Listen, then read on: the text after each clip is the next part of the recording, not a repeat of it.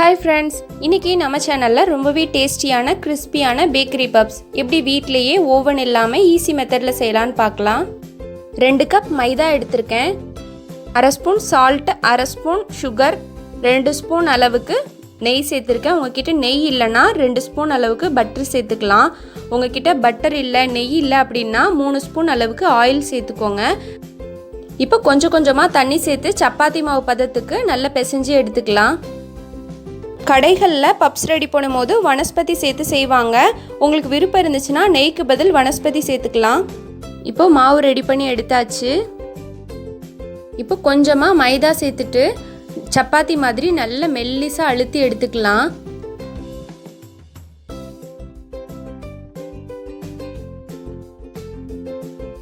இப்போ நல்ல மெல்லிசாக அழுத்தி எடுத்தாச்சு. இப்போ 2 ஸ்பூன் நெய் சேர்த்து இதை நல்லா ஸ்ப்ரெட் பண்ணி விட்டுக்கோங்க.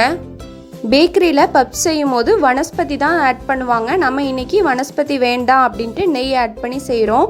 இப்போ கொஞ்சமாக மைதா தூவி விட்டுக்கலாம். இப்போ இது மாதிரி நல்லா மடித்து விட்டுக்கோங்க. இது மாதிரி மடித்து விட்டு செய்கிறதுனால பப்ஸ் நல்ல லேயர் லேயராக இருக்கும்.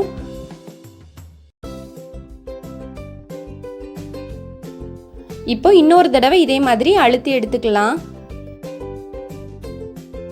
இப்போ ரெண்டாவது தடவை நல்ல மெல்லிசா அதே மாதிரி அழுத்தி எடுத்தாச்சு. இப்போ ஃபர்ஸ்ட் டைம் அப்ளை பண்ண மாதிரியே 2 ஸ்பூன் நெய் அப்ளை பண்ணிட்டு இதை நல்லா ஸ்ப்ரெட் பண்ணி விட்டுக்கலாம்.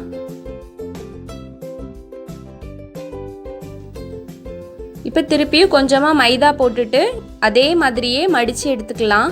இது 2 தடவை செஞ்சால் போதும். இந்த 2 தடவை நல்லா மடித்து விட்டு அழுத்தினாலே போதும். பப்ஸ் நல்லா லேயர் லேயராக கிடைக்கும். இப்போ அவ்வளோதான், பப்ஸுக்கு தேவையான மாவு ரெடி பண்ணி எடுத்தாச்சு. இந்த மாவு பப்ஸ் செய்கிறதுக்கு 2 அல்லது 3 மணி நேரத்துக்கு முன்னாடியே நீங்கள் ரெடி பண்ணி வச்சுருங்க. அப்போ தான் பப்ஸ் நல்லா சாஃப்டாக வரும். இப்போ நம்ம ரெடி பண்ணி வச்சுருக்கிற மாவை 2 மணி நேரம் ஃப்ரீசரில் வச்சு எடுக்க போகிறோம். ஃப்ரீசரில் வைக்கும் போது இது மாதிரி ஒரு ஜிப்லாக் கவரில் வச்சுட்டு ஃப்ரீஸ் பண்ணி எடுத்துக்கோங்க. இப்போ 2 மணி நேரத்துக்கு அப்புறமா மாவை ஃப்ரீசர்லேருந்து எடுத்து வச்சிடலாம். நாம் இன்றைக்கி ரெடி பண்ணி வச்சுருக்கிற மாவில் மொத்தமாக 12 பப்ஸ் செய்யலாம். நான் இன்றைக்கி 6 பப்ஸ் தான் செய்ய போகிறேன். ஸோ ஒரு பாதி மாவை கட் பண்ணி எடுத்துட்டு ஜிப்லாக் கவரில் போட்டு ஃப்ரீசரில் ஸ்டோர் பண்ணி வச்சுக்கலாம். இப்போ இந்த மாவில் இருக்கிற கூலிங் போகட்டும். அதுக்குள்ளே நம்ம பப்ஸுக்கு தேவையான ஸ்டஃபிங் ரெடி பண்ணி எடுத்துக்கலாம். கடாய் ஹீட் ஆனதும் 2 ஸ்பூன் அளவுக்கு ஆயில் சேர்த்துட்டு 1 கப் அளவு பல்லாரி சேர்த்துக்கலாம்.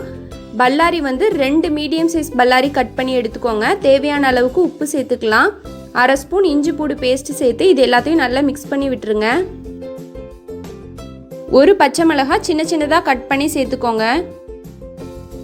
1/4 ஸ்பூன் மஞ்சள் பொடி, 1/4 ஸ்பூன் வத்தல் பொடி, ஆச்சி சிக்கன் மசாலா 1/2 ஸ்பூன், இது எல்லாத்தையும் சேர்த்துடலாம். உங்ககிட்ட ஆச்சி சிக்கன் மசாலா இல்லைன்னா 1/2 ஸ்பூன் கரம் மசாலா சேர்த்துக்கோங்க. இப்போ இந்த மசாலாவோட பச்சை வாசனை எல்லாம் போனதுக்கு அப்புறமா கொஞ்சமாக மல்லி இலை சேர்த்து இது எல்லாத்தையும் நல்லா மிக்ஸ் பண்ணி விட்டுக்கோங்க.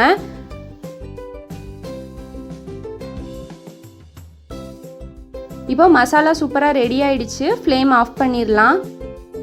இப்போ நம்ம ஃப்ரீசர்லேருந்து எடுத்து வச்ச மாவு கூலிங் நல்லா போயிடுச்சு. கொஞ்சமாக மைதா மாவு சேர்த்துட்டு இதை நல்லா மெல்லிசாக திரட்டி எடுத்துக்கலாம். சப்பாத்தி அளவுக்கு ரொம்ப மெல்லிசாக திரட்டணும்னு அவசியம் இல்லை. கொஞ்சம் கனமாக திரட்டிக்கோங்க. அப்போ தான் பப்ஸ் நல்லா லேயராக வரும். இப்போ ஓரங்களை லைட்டாக கட் பண்ணி விட்டுக்கலாம். இப்போ இந்த மாவை 6 பீஸாக கட் பண்ணி எடுத்துக்கலாம்.